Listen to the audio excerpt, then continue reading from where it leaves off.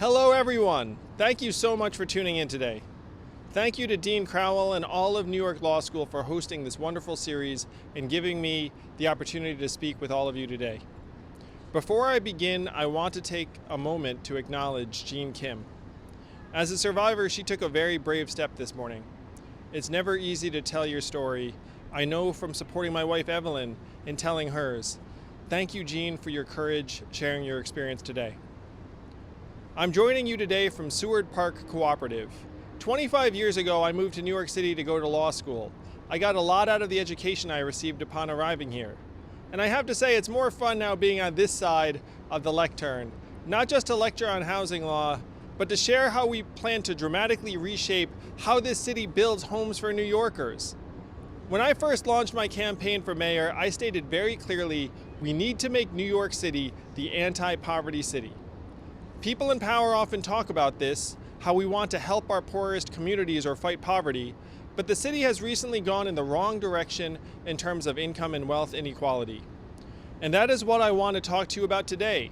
How do we actually make New York City the anti-poverty city? How do we make our city a place where we support and lift up our citizens in the most need? How can we be a model for the rest of the country and the world to not just talk about fighting poverty, but actually doing the work that makes poverty a memory in our city? And frankly, you can't talk about being the anti-poverty city without talking about housing.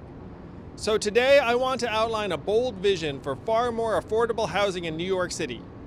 I'm introducing my $4 billion plan to produce 250,000 units of affordable housing over the next 8 years across every neighborhood in all 5 boroughs. This will be the most since Ed Koch, who had the most successful affordable housing policy in generations. And in many ways, our task ahead is even tougher than what Mayor Koch faced. He was the first mayor after the fiscal crisis of the mid-70s, and Ed Koch benefited from lower land prices and a giant store of city-owned properties. Making affordable housing widely available today will require tackling some of the thorniest issues getting in our way of achieving this essential goal.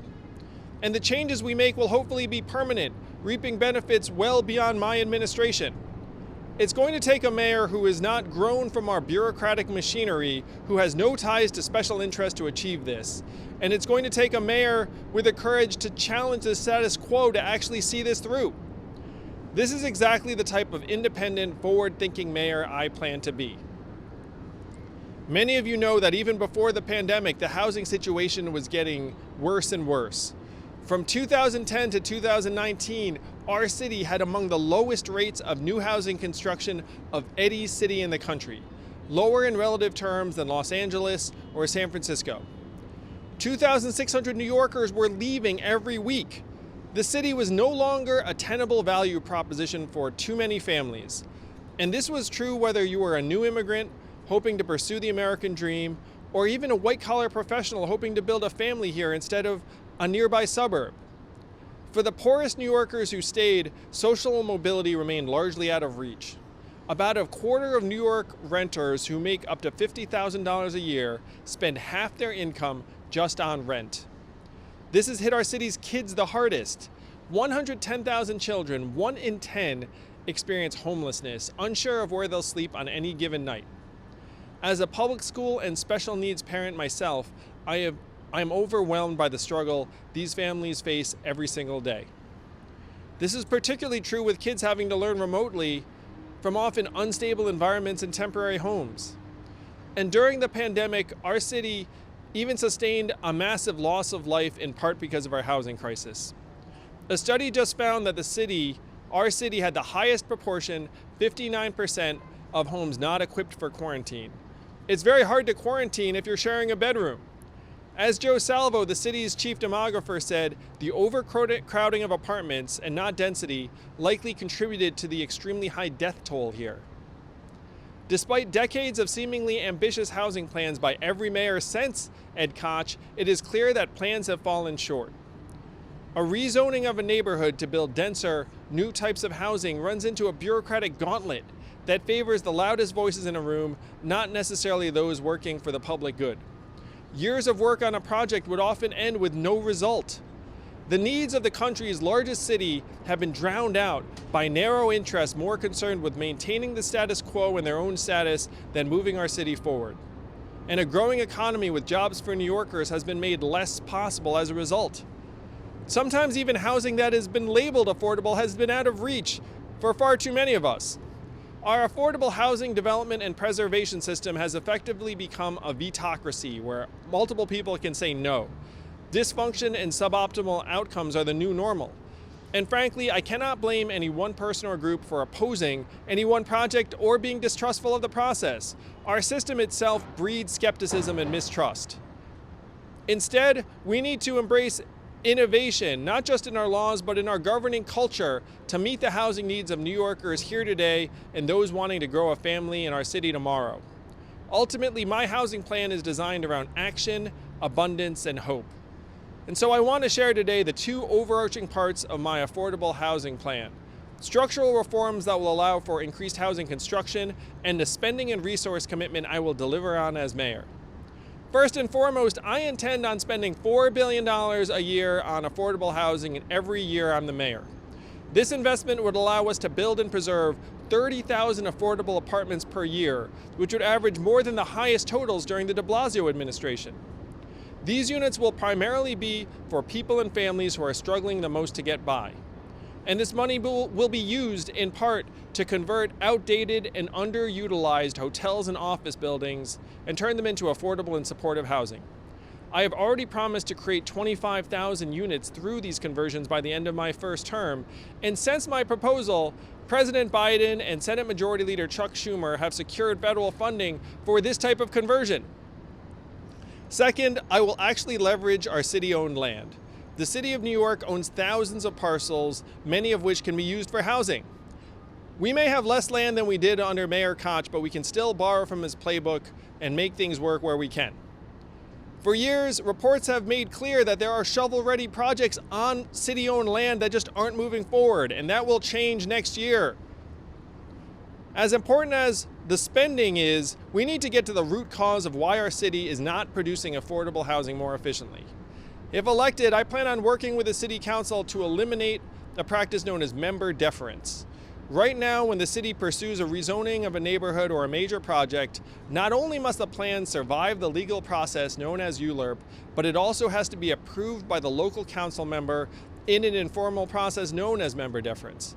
And this process is reminiscent of the filibuster in the U.S. Senate that many Democrats, myself included, have wanted to do away with. It's actually even worse than that because it's completely based in tradition and doesn't require a vote to be abolished or modified. Massive land use decisions are handed over to a single person. It's undemocratic, and it actually puts each city council member in a very tough spot where they become a lightning rod for any project that is considered in their district. So if and when I win, I will move the council away from member deference. We don't have time to allow our city to be slowed down by a voluntary custom. Our city is in crisis, and we need to move efficiently, quickly, and with the will of the people. To that end, we need to also make long-term changes to ULURP. My focus will be on speeding up approvals for 100% of affordable housing projects. The city should have a system where the voices of the underserved are given equal weight to the special interests who dominate meetings right now that most New Yorkers don't even know are happening. It's counterproductive to waste months in one hearing after another waiting for advisory votes when we often know what the right thing to do is. And I should note that even before we work through these changes, our city can set an important precedent right now by rezoning Soho. We can't backtrack as some appear to be doing, and I hope Mayor de Blasio stands firm on this plan. It's significant that not a single unit of affordable housing has been built in Soho in the past 8 years. We cannot only focus rezonings in black and brown neighborhoods or only build affordable housing in certain communities. Other bold changes also must be made. I want to end mandatory parking minimums. We require many new buildings to create a minimum number of parking spaces, and it causes unnecessary red tape, delays, and higher prices on new housing developments. The city has already nibbled around the edges in this regard, but it is not enough. Other cities are modifying this practice, and New York City should follow their lead. And the timing makes perfect sense. Thanks to the work of Secretary Pete Buttigieg, who I can't wait to work with, congestion pricing will totally reshape driving habits and transportation in the city. And we have to lean into this dramatic change. For instance, in neighborhoods such as Williamsburg that have great mass transit, not many car owners, and are very walkable, open streets is a huge success in Williamsburg, for example, many buildings there are still required to be built with parking. We need to change that. This space and buildings can be used for so many better purposes, housing chief among them. Would you rather have more housing or parking spaces where you don't need them? No doubt more housing is inextricably tied to better mass transit options, so we need to get busways and bus rapid transit built in our city's transit deserts right away. That way we can upzone such neighborhoods so the density is there to take advantage of new and fast bus routes that will be superior commuting alternatives to buying and owning a car. And there are other arcane restrictions we must do away with as well. New York City thrives when singles, couples, families, young and old can find a home here. So our laws should be flexible and reflect how people choose to live their lives and with each other. That's why I plan to bring back single room occupancy buildings, or SROs. These were initially outlawed because of an unfair stigmatization.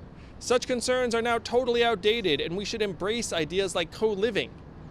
Similarly, we should legalize accessory dwelling units, or ADUs, so that basement apartments and converted garages for detached homes are legal.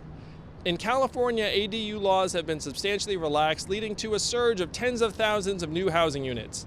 This may also alleviate multi-generational families overcrowding into an apartment, which, as I mentioned earlier, may have contributed to the pandemic's intensity here. Families should, of course, have the option of living together, but shouldn't be forced to do so because of expense. What I shared today is just the start. This isn't the full extent of my platform or all of what the next mayor must do. We did not touch on my plans to spend $40 billion with the help of Congress to raise NYCHA housing up to humane standards. But I believe the elements I've laid out today provide the appropriate path forward for a progressive, modern, and growing city. It's a plan bigger than any mayor has proposed in over 30 years. The city needs critical reforms, a fresh perspective, and a mayor not bound by the battles or interests of old. A break from the past, a hopeful future, and this is why I'm running for mayor. This is the mindset I will bring to City Hall. We have a lot of work ahead of us, but this city is capable of extraordinary things and even achieving greatness. So let's go, New York City. Let's build our city back better than ever. Thank you all so much. Thank you for the opportunity to speak to you today.